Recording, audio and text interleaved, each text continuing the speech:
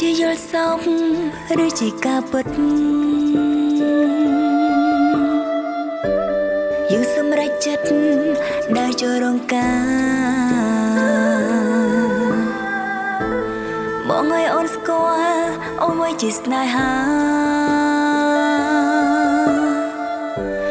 ទាំងនៅធ្លាប់គិតថា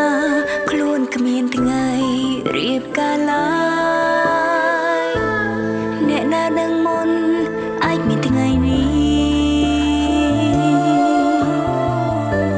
ថ្ងៃដ៏ពិសេសពួកយើងទាំងពី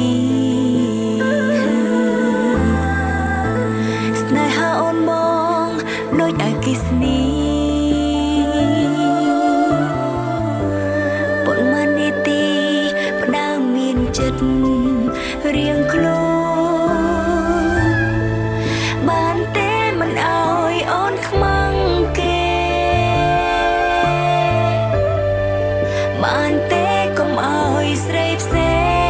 ងមើងងាយអូនបានទេធ្វើជាប៉ាល្អរបស់កូនបានទេអូនសូមប៉ុណ្ណឹង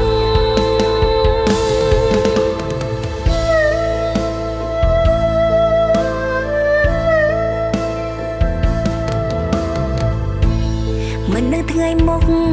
មកប្រែយ៉ាងម៉េច